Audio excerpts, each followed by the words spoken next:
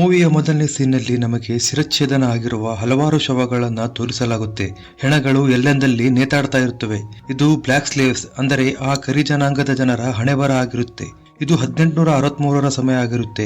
ಶ್ವೇತರು ಅಶ್ವೇತ ಜನರನ್ನ ಗುಲಾಮರಾಗಿ ಬೆಳೆಸಿಕೊಳ್ಳುತ್ತಾ ಇರ್ತಾರೆ.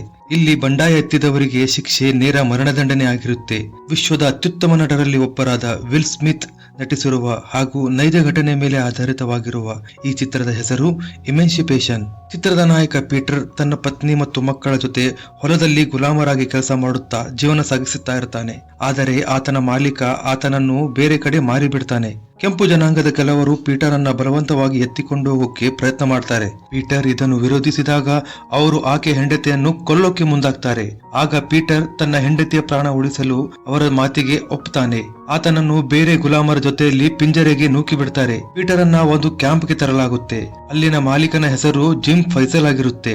ಆತ ತುಂಬಾನೇ ಕ್ರೂರಿಯಾಗಿರ್ತಾನೆ. ಇಲ್ಲಿ ಎಲ್ಲರನ್ನು ಪ್ರಾಣಿಗಳ ತರ ಕಬ್ಬಿಣದ ಸಲ ಹಾಕಿರುತ್ತಾರೆ. ಪೀಟರ್ ಅನ್ನು ಬೇರೆ ಗುಲಾಮರ ಜೊತೆ ಕೆಲಸ ಮಾಡಿಸ್ತಾರೆ. ಅಲ್ಲಿ ಆತ ನೋಡ್ತಾನೆ, ಇಲ್ಲಿಂದ ತಪ್ಪಿಸಿಕೊಳ್ಳಲು ಪ್ರಯತ್ನ ಮಾಡಿದವರ ಮುಖಕ್ಕೆ ಬಿಸಿ ಕಬ್ಬಿಣದ ಬರೆಯನ್ನು ಕೊಡ್ತಿರ್ತಾರೆ ಮತ್ತು ತುಂಬಾ ಅಮಾನುಷವಾಗಿ ಹಿಂಸಿಸ್ತಾ ಇರ್ತಾರೆ. ಇದನ್ನು ನೋಡಿದ ಪೀಟರ್ಗೆ ತುಂಬಾ ನೋವಾಗುತ್ತೆ. ಆದರೆ ಆತ ಧೈರ್ಯ ಬಿಡೋದಿಲ್ಲ. ಒಂದು ದಿನ ಕೆಲಸ ಮಾಡುವಾಗ ಪೀಟರ್ಗೆ ತಿಳಿಯುತ್ತೆ, ದಕ್ಷಿಣ ಭಾಗದ ಕ್ಷೇತ್ರದಲ್ಲಿ ಲಿಂಕನ್ ಅವರ ನೇತೃತ್ವದಲ್ಲಿ ಅಶ್ವೇತರ ಸಮರ್ಥನೆಯಲ್ಲಿ ಆಂದೋಲನ ನಡೀತಾ ಇದೆ ಅಂತ. ಎಲ್ಲ ಶ್ವೇತರನ್ನು ಬಂಧನದಿಂದ ಮುಕ್ತಪಡಿಸಬೇಕು ಅಂತ.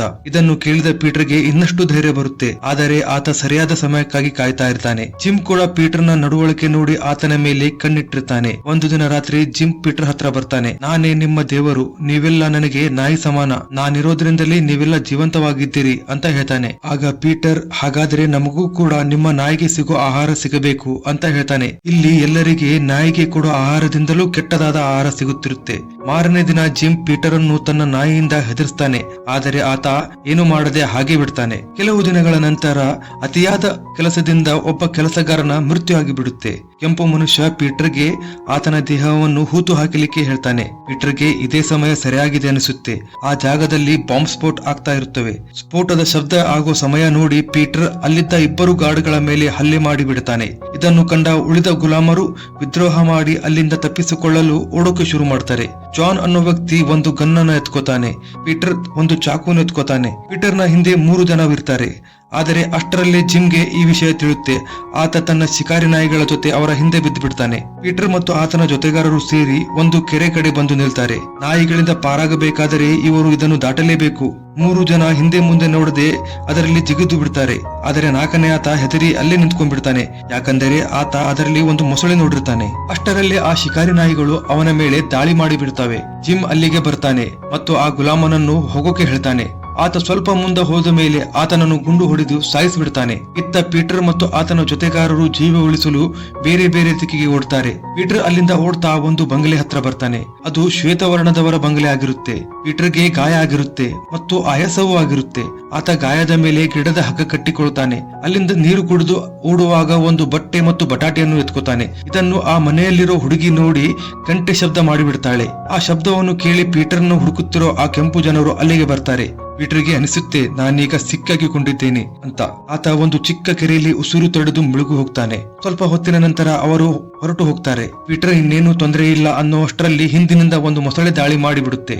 ಹೇಗೋ ಗುದ್ದಾಡಿ ಮೊಸಳೆಯಿಂದ ಪಾರಾಗಿ ಬರ್ತಾನೆ. ಪೀಟರ್ ಒಂದು ಗಿಡದಲ್ಲಿ ಮುಚ್ಚಿಕೊಳ್ತಾನೆ.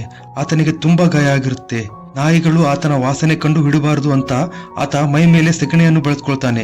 ಆದಷ್ಟು ಬೇಗ ಲಿಂಕನ್ನ ಪಡೆ ಸೇರಲು ಪೀಟರ್ ಹಗಲು ರಾತ್ರಿ ನಡೀತಾನೆ ಇರ್ತಾನೆ. ಇತ್ತ ಆ ಕೆಂಪು ಜನರು ಆತನ ಬೆನ್ನು ಬಿಡ್ತಾ ಇರೋದಿಲ್ಲ.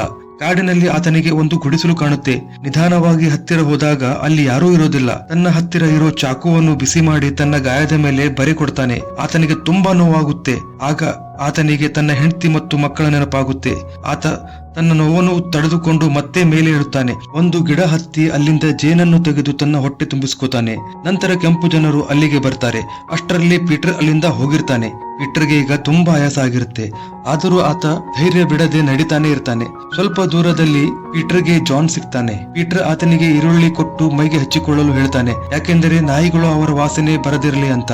ಆದರೆ ಜಾನ್ ಕೇಳೋದಿಲ್ಲ. ಅವರು ಹಾಗೆ ಮುಂದೆ ಸಾಗುವಾಗ ಅವರಿಗೆ ನಾಯಿಗಳು ಬಗಳುವ ಶಬ್ದ ಕೇಳಿಸುತ್ತೆ. ಅವರಿಬ್ಬರು ಬೇರೆ ಬೇರೆ ಕಡೆ ಓಡಿ ಮುಚ್ಚಿಕೊಳ್ತಾರೆ. ಆ ಶಿಕಾರಿ ನಾಯಿಗಳು ಜಾನ್ ಅನ್ನು ಪತ್ತೆ ಹಚ್ಚಿ ಬಿಡ್ತಾರೆ. ಆತ ಮರದ ಮೇಲಿಂದ ಅವರಿಗೆ ಗನ್ ತೋರಿಸಿ ಹೆದರ್ಸ್ತಾನೆ. ಅಷ್ಟರಲ್ಲಿ ಜಿಮ್ ಗುಂಡು ಹಾರಿಸಿ ಬಿಡ್ತಾನೆ. ಆತ ಕೆಳಗೆ ಬೀಳ್ತಾನೆ. ಜಿಮ್ ಆತನಿಗೆ ಪೀಟರ್ ಬಗ್ಗೆ ಕೇಳ್ತಾನೆ.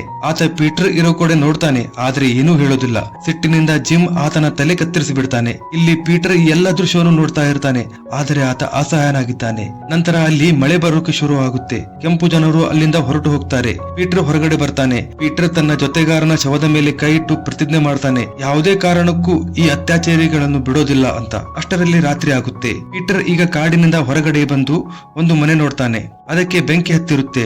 ಹಲವಾರು ಜನರು ಅಲ್ಲಿ ಸತ್ತಿರ್ತಾರೆ. ಪೀಟರ್ಗೆ ಡೈನಿಂಗ್ ಟೇಬಲ್ ಮೇಲೆ ಊಟ ಕಾಣುತ್ತೆ. ಆತ ಊಟದ ಮೇಲೆ ಮುಗಿದು ಬೀಳ್ತಾನೆ. ಎಷ್ಟೋ ದಿನದಿಂದ ಆತನಿಗೆ ಸರಿಯಾಗಿ ಊಟ ಸಿಕ್ಕಿರೋದಿಲ್ಲ. ಆತ ಜೀವಂತವಾಗಿರೋ ಒಂದು ಹುಡುಗಿಯನ್ನು ನೋಡ್ತಾನೆ. ಆಕೆಯನ್ನು ಎತ್ತಿಕೊಂಡು ಹೊರಗಡೆ ಬರ್ತಾನೆ. ಆಕೆ ಪೀಟರ್ಗೆ ಒಂದು ಕ್ರಾಸ್ ನಿಶಾನೆಯನ್ನು ಕೊಟ್ಟು ಕಣ್ಣು ಮುಚ್ಕೊಂಡು ಬಿಡ್ತಾಳೆ. ಅಷ್ಟರಲ್ಲಿ ಪೀಟರ್ ಅನ್ನ ಹುಡುಕುತ್ತಿರೋ ಆ ಕೆಂಪು ಜನರು ಅಲ್ಲಿಗೆ ಬಂದು ಬಿಡ್ತಾರೆ. ಪೀಟರ್ ಆ ಕ್ರಾಸ್ ಅನ್ನು ತನ್ನ ಬೆರಳಿನಲ್ಲಿ ಫಿಟ್ ಮಾಡಿ ಆ ಮನುಷ್ಯನ ಕಣ್ಣಿಗೆ ಹೊಡೆದು ಬಿಡ್ತಾನೆ. ನಂತರ ಅವನ ಗನ್ನನ್ನು ತೆಗೆದುಕೊಂಡು ಮತ್ತೊಬ್ಬನನ್ನು ಶೂಟ್ ಮಾಡಿಬಿಡ್ತಾನೆ. ಆ ಮನುಷ್ಯ ಪ್ರಾಣದ ಭಿಕ್ಷೆ ಬಿಡ್ತಾನೆ. ಆದರೆ ಇಷ್ಟೊಂದು ಅತ್ಯಾಚಾರ ಸಹಿಸಿರೋ ಪೀಟರ್ಗೆ ಆತನ ಮೇಲೆ ಕರುಣೆ ಬರೋದಿಲ್ಲ. ಕೊನೆಗೂ ಪೀಟರ್ ಯುದ್ಧ ನಡೀತಿರೋ ಜಾಗಕ್ಕೆ ಬರ್ತಾನೆ. ಆತ ತನ್ನ ಗುರಿ ಸೇರಲು ಓಡ್ತಿರ್ತಾನೆ. ಅಷ್ಟರಲ್ಲೇ ಜಿಮ್ ಆತನನ್ನು ಹೊಡೆದು ಬೀಳಿಸ್ಬಿಡ್ತಾನೆ. ಈಗ ಜಿಮ್ ಪೀಟರ್ ನನ್ನ ಗನ್ ಪಾಯಿಂಟ್ ಗೆ ತಗೋತಾನೆ. ಇನ್ನೇನು ಪೀಟರ್ನ ಕತೆ ಮುಗಿತು ಅನ್ನೋಷ್ಟರಲ್ಲಿ ಜಿಮ್ಗೆ ಒಂದು ಗುಂಡು ತಾಕಿ ಆತ ಸತ್ತು ಹೋಗ್ತಾನೆ. ಗುಂಡು ಹಾರಿಸಿದವರು ಲಿಂಕನ್ನ ಪಡೆದವರು ಆಗಿರ್ತಾರೆ. ಅಷ್ಟೊತ್ತಿಗೆ ಪೀಟರ್ಗೆ ಪ್ರಜ್ಞೆ ತಪ್ಪಿ ಹೋಗುತ್ತೆ. ಪ್ರಜ್ಞೆ ಬಂದ ಮೇಲೆ ಪೀಟರ್ ತನ್ನ ಪ್ರತಿಜ್ಞೆ ಪೂರೈಸಲು ಲಿಂಕನ್ನ ಲಿಬರೇಷನ್ ಪಡೆಗೆ ಸೇರ್ಕೊಳ್ತಾನೆ. ನಂತರ ಇಬ್ಬರು ಪತ್ರಕರ್ತರು ಪೀಟರ್ನ ಮೇಲೆ ಆಗಿರೋ ಅತ್ಯಾಚಾರದ ಮೇಲೆ ವರದಿ ಮಾಡ್ತಾರೆ. ಇದರಲ್ಲಿ ನಮಗೆ ನೈಜ ಚಿತ್ರ ಕೂಡ ತೋರಿಸಿದ್ದಾರೆ. ಈಗ ಪೀಟರ್ ಯುದ್ಧದಲ್ಲಿ ಭಾಗಿಯಾಗಲು ತಯಾರಾಗಿದ್ದಾನೆ. ಈ ಭೀಷಣ ಯುದ್ಧದಲ್ಲಿ ಶ್ವೇತರು ಲಿಂಕನ್ನ ಪಡೆಯ ಮೇಲೆ ಹಾವಿ ಆಗ್ತಾರೆ. ಪೀಟರ್ಗೆ ತಿಳಿಯುತ್ತೆ ಶತ್ರುಗಳ ತೋಪನ್ನು ಧ್ವಂಸ ಮಾಡುವವರೆಗೆ ನಾವು ಗೆಲ್ಲೋದಿಲ್ಲ ಅಂತ.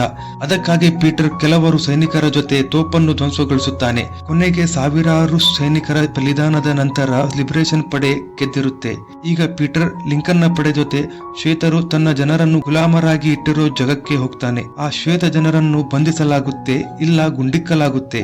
ನಂತರ ಲಿಬರೇಷನ್ ಪಡೆಯ ಅಧಿಕಾರಿ ಇಂದಿನಿಂದ ನೀವೆಲ್ಲರೂ ಮುಕ್ತರಾಗಿದ್ದೀರಿ ಅಂತ ಹೇಳ್ತಾನೆ. ಇದನ್ನ ಕೇಳಿದ ಅಶ್ವೇತ ಜನರು ಖುಷಿಯಿಂದ ಅಳಲು ಆರಂಭಿಸುತ್ತಾರೆ.